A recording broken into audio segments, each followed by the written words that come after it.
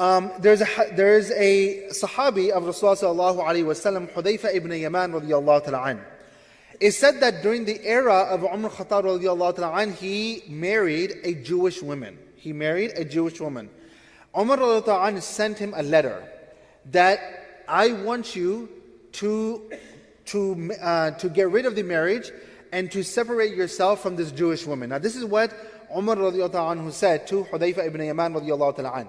Huthaifah ibn Yamaan radiyallahu ta'ala an, in response, he asked Umar Khattab radiyallahu ta'ala an, that is this something from the Sunnah or the Quran, or is this your own personal opinion? Do you want me to do this because this is how you feel, or this is legislated from Allah subhanahu wa ta'ala? And he says that no, this is not from Allah subhanahu wa ta'ala, but rather this is from me.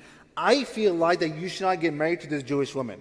Now, without going into the fiqh matter about nikah and who are you allowed to marry and who you are not allowed to marry, it is very clear from the Quran and the Sunnah of Rasulullah sallallahu alaihi wasallam that a man is married to a Muslim man is allowed to marry someone from the Ahlul Kitab. There is nothing wrong with that. The vice versa is not allowed.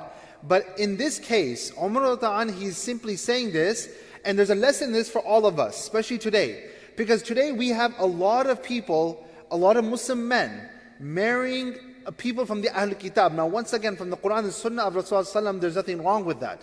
But look at closely what Umar radiallahu ta'ala anhu says to Huthaifah ibn Yamaan. He says that I fear that when you do this, you will neglect the Muslim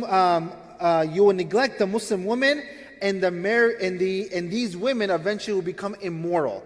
So he's looking after the welfare of the Muslim women who are in the community, that they're looking for a husband. If you don't marry them, and you marry people from the Ahlul Kitab, then what happens to these Muslim women first? That's the first thing you have to think about. Number two is, he says that what will happen to your upcoming generation. And this is what the ulama generally say today too, that it is not haram to marry someone from the Ahlul Kitab, but when you are marrying, this is why we're told to marry someone who has deen, who has akhlaq. Because when you have children, it is generally the mother who teaches the child what is right and what is wrong.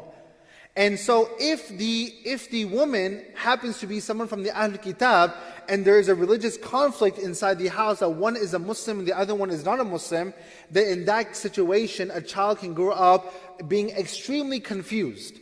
And believe it or not, I have seen families where the husband was a Muslim, the wife was not a Muslim, she was a Christian. Yes, that nikah is allowed, but the problem was the children. And I saw the children, and these are children who grew up, and wallahi, they were so confused when it came to deen. They were so confused when it came to deen. On one hand, they were eating halal, but on the other hand, they were drinking. Because to them, they're growing up in a family where they don't know what is right and what is wrong. Mom says that this is allowed, the father says this is allowed and this is not allowed.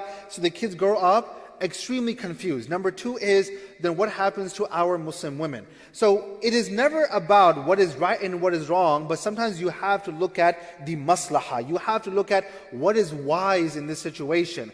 Once again, it is halal, but if you were to ask me personally, I would very strongly recommend that Muslim young men should marry Muslim young women, because if they are neglected,